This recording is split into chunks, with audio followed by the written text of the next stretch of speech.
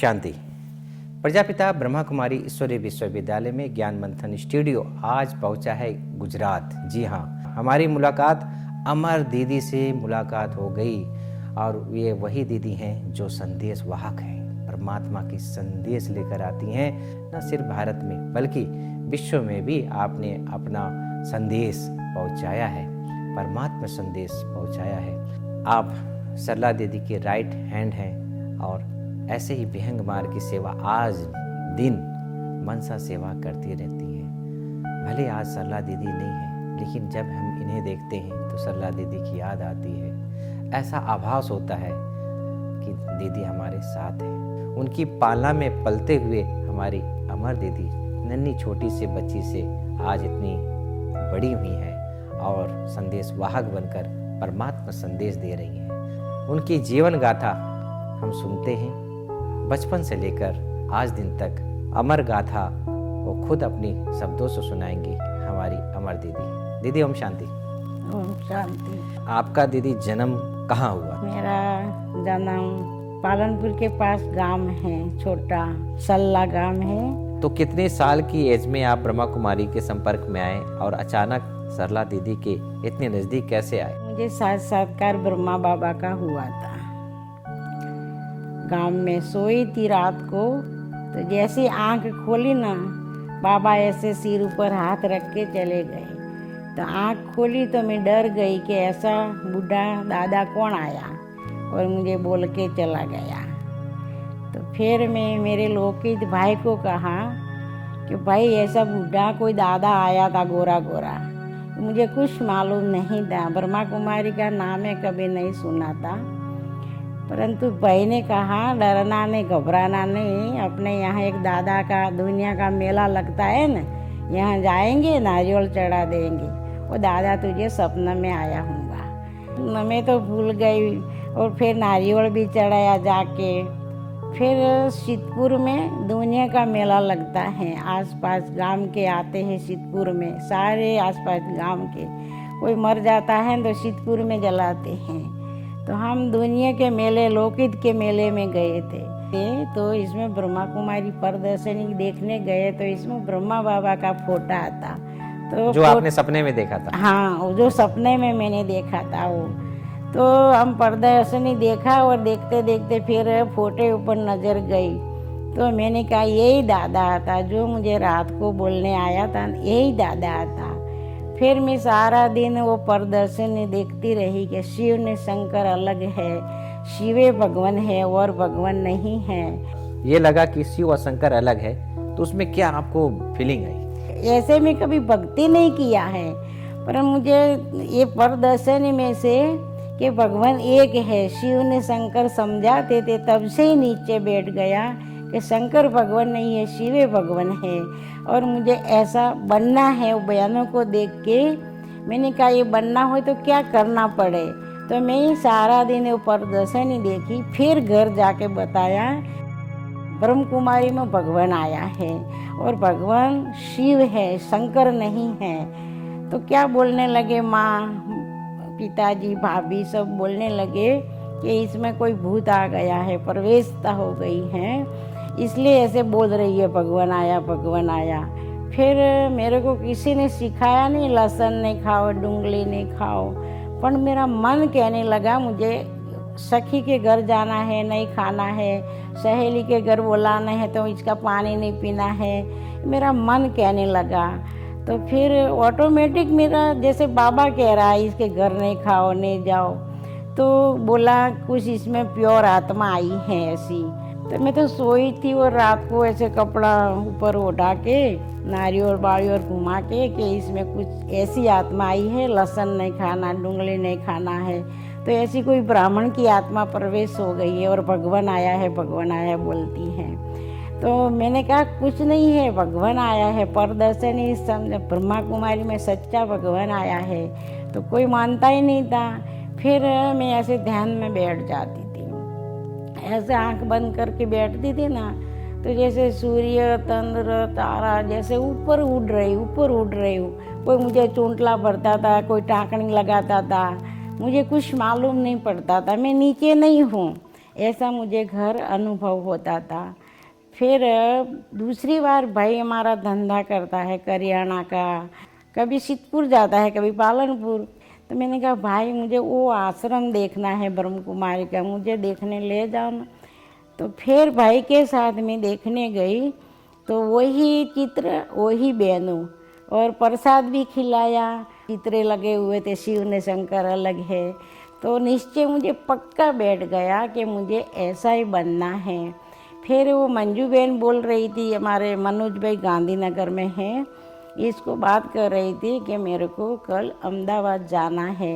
मैंने सुना अहमदाबाद कहाँ है, वो दादा ने मुझे कहा है अहमदाबाद का। तो अहमदाबाद कहाँ आया बहन? तो बोला क्यों पूछ रही हो? मैंने कहा मेरे को आपके साथ आना है, ले जाएंगे, मुझे अहमदाबाद देखने आना है। बोला तू सिद्धपुर आओ जाओ, अभी तुम पूरा कोर्स करो समझो फिर तेरे को ले जाऊंगी। मैंने कहा मुझे आज आप कल जा रहे हो ना, तो मुझे ले जाओ ना, अहमदाबाद देखने आना है। तो फिर मैंने कहा मैं आ जाऊंगी दीदी, मेरे को ले जाना ना। तो बोला ठीक है, मैं 6 बजे जाने वाली हूँ, तुम आएंगी तो फिर चलो मेरे साथ। तो फिर हम भाई को बस में, भाई ने खरीदी किया और मैं भाई को बोला भाई मुझे ऐसा बनना है, भाई मुझे अहमदाबाद देखने जाना है। तो भाई ने एक गुलदस्ते की चौपड़ी लिया था मेले में से, तो वो चौपड़ी रोज़ पढ़ता था। बोला ठीक है, तेरे को बनना होए तो तू ज़ोर ज़ोर से शिव बाबा नहीं बोल, मैं अंदर शिव बाबा कर, अने बाहर से बोलेंगे तो ज़रूर बोलेंगे कुछ हुआ है। तो भाई ने सिखाया तुम ध्यान में बैठो, अंदर शिव बाबा करो। फिर हम खरीदी करके घर आए और फिर माँ को बोला अहमदाबाद जाना है, ठाकुरों को थोड़ी लड़कियों को बाहर जाने देते हैं, बिल्कुल नहीं। तो मैंने कहा मैं तो जाऊंगी। तो बोला पैसा भी नहीं दूंगी, कपड़ा भी नहीं दूंगी, क्या लेके जाती है? तो ऐसा वरांडा है, ताला लगा दिया। बोला बिल्कुल नहीं जाने देंगे। नींद नहीं आई सारी रात। तो मैंने कहा अभी क्या करूं बाबा, मुझे ताला लगा दिया है, मैं कैसे आऊं, कैसे जाऊं बस में बैठने? तो फिर मुझे जैसे कान में आवाज़ आ रहा है बच्ची चलो, ऐसे जोर जोर से कान में 3 आवाज़ आया 3 बार। फिर भाई ने दरवाज़ा खोल दिया, मैं बस स्टैंड जाके बस में बैठ गई। अकेले बैठ गए आप? अकेली सिद्धपुर आ गई। 25 पैसा टिकट थी, कभी देखा ही नहीं थी 50 की नोट, 100 की नोट मैंने देखा ही नहीं। पहले तो गांव में मेहमान आते थे 10 या 5 या देते थे कोई हाथ में, ऐसे पैसे कभी देखे ही नहीं हमने। तो भाई ने फिर कंडक्टर को बोल दिया कि इसको सिद्धपुर उतार देना। सिद्धपुर उतरेंगी, वो दूसरे बहन के साथ अहमदाबाद वाली बस में बैठेंगी। बैठी, पहने कपड़े वो कुछ नहीं था। अच्छा। दिया ही नहीं, मम्मी ने कपड़ा नहीं, भाड़ो कुछ नहीं दिया। भाई ने 50 रुपया दिया, बोला ये तुम्हारे पास रखना। तो खुश हो गई, भाई ने पैसा नोट दिया है ऐसे। फिर अहमदाबाद वाली बस में, तो अहमदाबाद बस में उतरी, मतलब हम आए, गोर्धनवाड़ी के टेकरे रहते थे, तब सुख शांति नहीं था। तब तो दीदी के पास 4 बहनों रहती थी। तो एक बहन अभी है, इसने मुझे कपड़ा दिया एक जोड़ी, और फिर मेरे रंगीन कपड़ा चढ़िया चोली पहन के आई थी कलर वाले। तो ये कपड़ा निकाला, नहाई धोई, वो बहन ने मुझे कपड़ा दिया तो वो पहना। जैसे मैं तो ऐसे ही बैठी रहती थी, कुछ आता नहीं था काम, कोई बोले ये काम करो तो करूँ, ना कि बैठी रहती थी।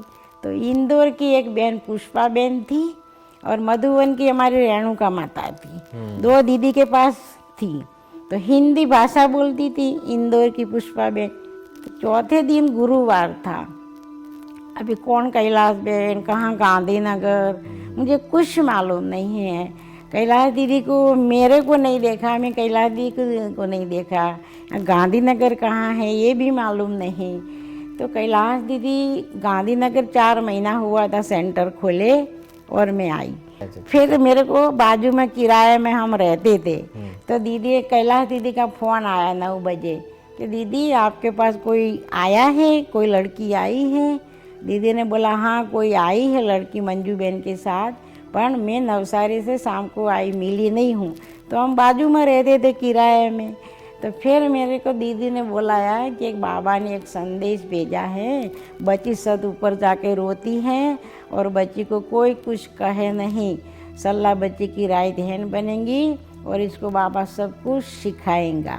अभी कैलाश दीदी को संदेश सुनाया तो दीदी ने मेरे को बुलाया बाजू में से, तो बोला अरे तुम्हारे लिए बाबा ने संदेश भेजा है। मैंने कहा बाबा ने संदेश भेजा? बोला हाँ। तो मुझे बाबा में बहुत विश्वास था भगवान में कि शिव बाबा ने मैसेज भेजा है तो मैं घर नहीं जाऊंगी, यहाँ ही रहूंगी। तो 8 दिन हुआ मेरा भाई लेने आया, बोला सब घर सारा गांव बोल रहा है कहाँ गई, कौन ले गया, इसलिए माँ तो खाती नहीं है, तू चल। इसलिए मैंने कहा मुझे नहीं आना है। फिर दीदी ने मुझे बोला बेटा जाना है, तुम्हारा भाई लेने आया। मैंने कहा नहीं जाना है, मुझे यहाँ रहना है दीदी। तो फिर बोला रहो। फिर दीदी ने भाई को बोल दिया इसको रहना है। फिर भाई ने भी कहा बहनों की संस्था है, भाई 2 दिन रहा, सब कुछ देखा अच्छी तरह। फिर बोला रो, ये तो बहनों की संस्था है, बहुत अच्छी है, मैं जाके माँ को बोलूँगी, ये तो बहुत अच्छा है। तो दीदी ने सब कुछ दिया, 100 दोरा सहित मुझे सूटकेस भर के दिया। फिर तो मैं जाने का नाम नहीं लिया, पर मैं सारा काम मैं ही करूं। और मैं 2 बजे 3 बजे योग में बैठ जाती थी। बाबा के रूम में बैठी, उनको ऐसे करता है, कुछ चूंटला भरता है, मुझे मालूम नहीं, मैं ऊपर जैसे घूम रही हूँ ऐसे। तो बोला 1 महीना हुआ, कैलाश दीदी आई ना, भोग कौन लगाएगा? मैंने कहा मैं लगाऊंगी। बोला आपको पता है भोग लगाना, सूर्य चंद्र तारा इसके ऊपर बाबा बैठा है, नहीं जाना पड़ता है। मैंने कहा जाऊंगी। बोला सारा हॉल भरा होता है, संदेश सुनाना होता है। मैंने कहा सुनाऊंगी। ऐसे हंस रहे थे सब शाम को बुधवार के सामने। छोटी बच्ची है, क्या सुनाएगी? हाँ, तो सब हंस रहे थे, इसको कुछ आता तो नहीं है, ऐसे बोल रही है। तो तब भी दीदी मधुबन में थी और ये मेरा पाठ ध्यान का खोला था, 10-15 दिन में ही खोल गया था पाठ। तो फिर मैं तो भोग लगाने बैठी तो बाबा मुझे इतना दूर दूर ले गए, सूर्य चंद्र तारा फूलों का बगीचा बताया बाबा ने, फूल सारे लिए। तो फिर बाबा ने कहा बच्ची घबराना नहीं, डरना नहीं, बाबा तेरे को सब कुछ सिखाएंगे और किसी को पाठ नहीं है ना, ऐसा पाठ बाबा तुमको दे रहा है, तुम हजारों में बाबा का संदेश सुना सकती हो। तो बाबा ने इतनी शक्ति भरी और बाबा ने कहा प्योर हिंदी बोलना। बोलने नहीं आता था, है संदेश कैच करके थोड़ा टूटा फूटा लाती थी। फिर अच्छा। कोई बाजू में बैठता था और सुनाता था। फिर धीरे धीरे अच्छा, हिंदी भी पूरा क्लियर नहीं था आपका? क्लियर नहीं था। हमारी मंजुला मम्मी हसमुख भाई के घर राजलोक भवन में रहते थे, इसने टेलीप्रिंटर था तब, फोन नहीं था। ऐसे मैसेज भेजा था आबू में कि सल्ला बेन आपको खुशी की बात सुनाऊं। एक कैलाश बेन गांधीनगर संदेशी गई तो दूसरी संदेशी का पाठ खोला तो खुशी का समाचार सुनाऊं, ऐसे मंजुला बेन ने दीदी आबू में कहा, मैसेज भेजा। हाँ, तो दादी को सुनाया, प्रकाश मणि दादी को। फिर दीदी ने पूछा, गुलजार दादी को भी पूछाया, वेरीफाई कराया, मोहिनी बहन को भी पूछाया।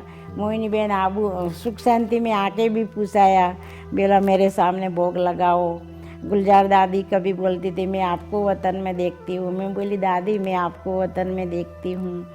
तो फिर ऐसे वेरीफाई कराया हमारा संदेश। अच्छा, ये सब दादियाँ आपसे पूछती थी? हाँ, वतन में दादियों का संदेश बहुत लाई हूँ, गुलजार दादी का, अपने प्रकाश मणि दादी का, दादी जानकी का, बहुत संदेश, यज्ञ का, निर्वेर भाई का। तो आप जब ऊपर जाती हैं तो आपका ये शरीर का भान नहीं रहता है, क्या देखती हैं ना, ऊपर? थोड़ी बार गीत सुनना ही पड़ता है, फिर नहीं सुनना ही पड़ता।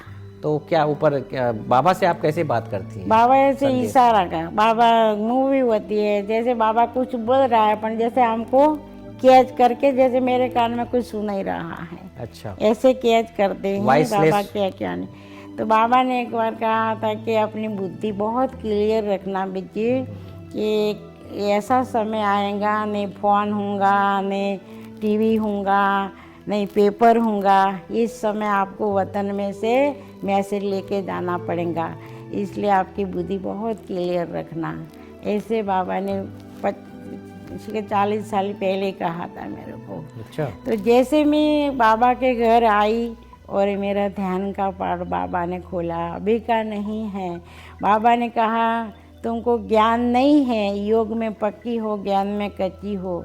कोई भी परीक्षा आवे तो घबराना नहीं, डरना नहीं, कोई भी कुछ भी किए, बाबा बैठा है, बाबा सिखाएंगे। फिर सभी कोर्स कराते थे, मुरली सुनाते थे, तो मुझे संकल्प चलता था बाबा और तो सारा काम करती हूँ पर मुझे एक कोर्स कराने नहीं आता है, मुरली सुनाने नहीं आता है। तो बाबा ने कहा नोट पेन लेके, लाल पेन लेके बैठो, अमृत वेले बाबा सिखाएंगे। वो भी सिखाया बाबा ने। हाँ, बाबा ने बड़े बड़े अक्षर लिखते थे, फिर मैं नोट में लिखती थी। ये अभी पढ़ी है, लिखी हुई कहाँ रखी है, क्या बात कोई है, बार बहुत सुंदर। दिखाऊंगी। दीदी बाबा ने फिर वतन में लिखे, सिखाया। जी जी। और नहीं आता था कुछ। बाबा वतन में बाबा और नीचे दीदी सिखाने में मेरे लिए बहुत मेहनत किया, क्योंकि मैं तो गांवड़े की थी तो कुछ नहीं आता था। दीदी आप जब प्रकाश मणि दादी से मिले तो क्या विशेष आपको अनुभव हुआ उनसे मिलने के बाद? क्या दादी मुझे बहुत प्यार करती थी, इतना प्यार करती थी, मैं कैसे बताऊँ। बाजू में बैठ के खिलावे, चांदी की थाली में आज भी मुन्नी बहन मुझे जो दादी खिलाती थी वही कुर्सी में बैठ के आज भी मुन्नी बहन मुझे खिलाती है। मुन्नी सोने की राखी अमर को बांधो, आज भी सोने की राखी बांधती है मुन्नी बहन। और गुलजार दादी ने भी इतना प्यार दिया है, इतना प्यार दिया है, कैसे मैं भूल नहीं सकती हूँ, कैसे मैं दादी का चुकते करूँगी। गुलजार दादी का मुझे इतना ही प्यार मिला है, इतना दादी जान की तो लंदन रहती थी, पर ये दोनों दादियों की प्यार में ही मैं पली हूँ। दादी का एक बार है ना आए दिल्ली से, दादी को ऑपरेशन कराना था आँख का, तो सत्संग डॉक्टर के पास, तो दादी मैं नीलू बनारसी भाई दीदी हम गए। तो दादी को शुगर था, गुलजार दादी को, कल गुरुवार था। तो बोला, दादी ने कहा अमर बाबा को पूछो मैं दिल्ली जाऊँ आबू जाऊँ, क्योंकि शुगर कंट्रोल में आवे 15 दिन के बाद, महीना के बाद डॉक्टर ने कहा कंट्रोल में होवे तब ऑपरेशन करावे ना। तब आप संदेश लेके गए? हाँ, तो बोला अमर बाबा को पूछो मैं कहाँ जाऊँ, दिल्ली जाऊँ आबू जाऊँ। तो मैंने कहा अरे इतनी बड़ी दादी का मैं संदेश कैसे पूछूं, ये तो बाबा का रथ है। दीदी मैं कैसे पूछूं, मैं तो बहुत छोटी हूँ। दीदी ने मुझे बहुत समझाया। दीदी ने कहा तेरे को थोड़ी कुछ कहना है, तेरे को जो बाबा ऊपर से कहे वो नीचे आके कहना है। फिर दीदी ने समझाया, फिर मैं लोटस में भोग लगाया। नीलू ने तो सामान भी रख दिया था गाड़ी में, बोला आबू जाए। बनारसी भाई बैठे, सब मेरी राह देख के बैठे, बोला क्या ऊपर से मैसेज आता है।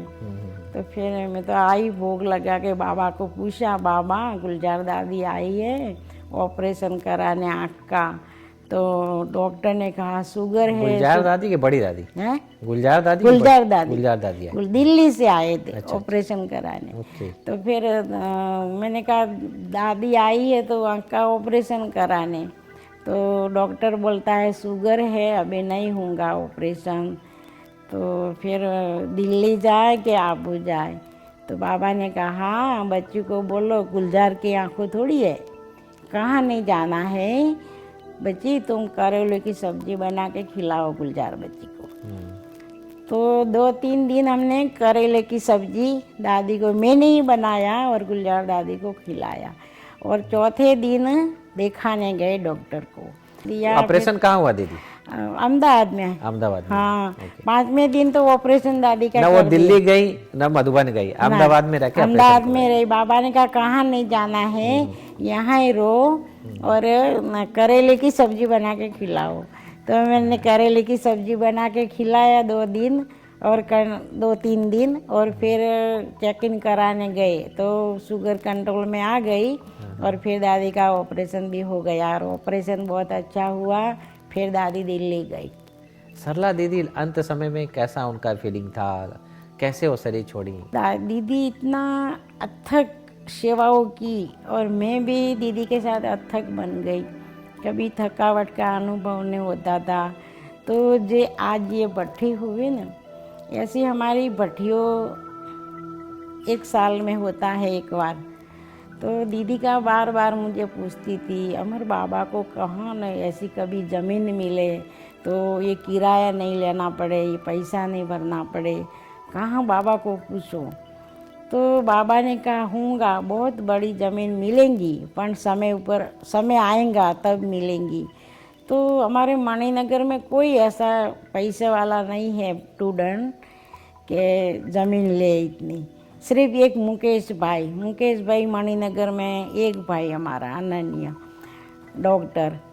तो दीदी ने एक बार कहा, मुकेश भाई ऐसे 2-3 भाई आपके जैसे बनाओ और ऐसी ज़मीन कहाँ ढूंढो, ये सिर्फ मणिनगर ग्रुप की भट्ठी हो गई।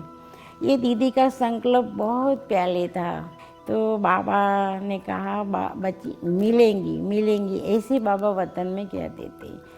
फिर मुकेश भाई शिकर कितनी ज़मीनों सारे अहमदाबाद में आस पास देखी, बहुत महंगी ज़मीनों मिलती थी। तो एक बार आया बुधवार के दिन, बैठा, दीदी ज़मीन कहाँ मिलती नहीं है, इतनी महंगी है, कैसे ज़मीन मिले, अहमदाबाद में मिलना मुश्किल है।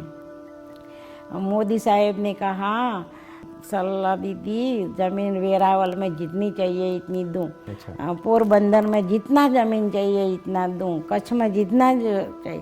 आपने गुजरात में कुछ नहीं किया पर ज़मीन में यहाँ दूँ। तो दीदी बोली भाई ज़मीन हमको यहाँ क्या करे, उल्टा पड़े, ज़मीन यहाँ लेना है, अहमदाबाद में साबरमती नदी है, यहाँ कहाँ आसपास मिले तो हमको दो। तो मोदी साहब का भी एक सपना आता, दीदी को बोलता था आपने गुजरात में कुछ नहीं किया, आपने गुजरात में कुछ नहीं किया। तो दीदी को बोला मोदी साहब ने मुझे ऐसा कहा है, बाबा आपको कहाँ से भी ज़मीन लो, हमको दो सेवा के लिए। तो फिर यही बात भी दीदी को अंदर होती रहती थी और बोलती रहती थी, अमर बाबा को बोलो बाबा। फिर मुकेश भाई को कहा, अर्जुन तुझे ही करना है ये काम। दीदी ने ऐसे सिर ऊपर हाथ रख के कहा अर्जुन ये तुझे ही काम करना है। तो मुकेश भाई को फिर इतना ताकत मिली कि दीदी कहती है तो हो ही जाएगा। तो फिर सारी ज़मीन देख के आया ना, अब इतना पैसा कहाँ से देंगे। तो बाबा को पूछा, बाबा मुकेश भाई बोलता है कहाँ से लावे, बहुत महंगी ज़मीनें मिलती हैं। तो ये मुझे 4 दिशाओं का नाम नहीं आता है। तो फिर बाबा ने कहा बच्ची सूर्य उगता है ना, वो तो आता है ना बोलने। मैंने कहा हाँ। तो सूर्य उगता है, यहाँ नदी है एक, 2 ज़मीन देखा था, एक बहुत बड़े बड़े चीकू का झाड़ था, वो महंगी थी, ये सस्ती। बाबा ने कहा वो ज़मीन ठीक नहीं है। और फिर मैं सल्ला बहन बोली ये ज़मीन तो हमारे यहाँ नदी पड़ती है, इसलिए मना किया। तो फिर ये ज़मीन बाबा ने बताया कि सूर्य उगता है और नदी है, यहाँ मुकेश बच्चा देख के आवे। तो मुकेश भाई देखने आया, वीनू भाई और मुकेश भाई, फिर नेहा बहन, वीनू भाई वो देखने आए, फिर दीदी मैं और हम सब देखने आए। फिर बोला अभी बाबा को पूछो। तो बाबा ने कहा यही लेना है और सौदा कर लो, यही ज़मीन अच्छी है और बहुत अच्छी यहाँ सेवा होंगी और बच्चे भी बाबा चुन चुन के यहाँ लाएंगे और वो सेवा आज तक फली फूली हो रही है। तो बाबा ने कहा मैं चुन चुन के बच्चों को यहाँ ला रहा हूँ। तो चारों तरफ से भाई बहन यहाँ रहने आया है। तो यहाँ देखने आए थे और कुछ नहीं था, जंगल ऐसा था। तो यहाँ 4-5 जने बैठे थे और फिर राजयोग भवन में भोग लग रहा था। तो वतन में बाबा नहीं देखा ही पड़ा। तो मैंने कहा बाबा नहीं देखा ही पड़ता। तो बोला बाबा मीटिंग में गया था। मैंने कहा कहाँ बाबा? तो बोला जहाँ ज़मीन ले रहे हो ना, यहाँ बाबा भी बच्चों के साथ मीटिंग करने गए थे। फिर बोला बाबा एक एक बच्चों को चारों तरफ से चुन चुन के बाबा ला रहे हैं और ऐसे तपस्या स्थान बनेगा ये जैसे विनाश होता होगा, जय हाहाकार मच रही, ये सेफ्टी का स्थान है। हाँ, इतने कोई बीमारियों आएंगी, कोई भी परिस्थितियाँ आएंगी, पर यहाँ बच्चे तप करते होंगे, तपस्या करते होंगे, ऐसा स्थानीय बनेगा। और हमारा मुकेश भाई इतना निश्चय है, हर बात बाबा को पूछ के करता है। दोस्तों, आपने सुना कैसे अमर दीदी की अमर गाथा, नेचुरल उनके जीवन से एक एक शब्द जो निकले थे अनुभव के थे, और आने वाले समय में बहुत ही अच्छी सबको प्रेरणा देने वाली अनुभव, कैसे संकल्प की शक्ति से प्रजापिता ब्रह्मा ने इनको साक्षात्कार कराया और आज दिन तक उनके ही बाबा के संकल्प से आप चलती आ रही हैं। ओम शांति दीदी, ओम शांति। ओम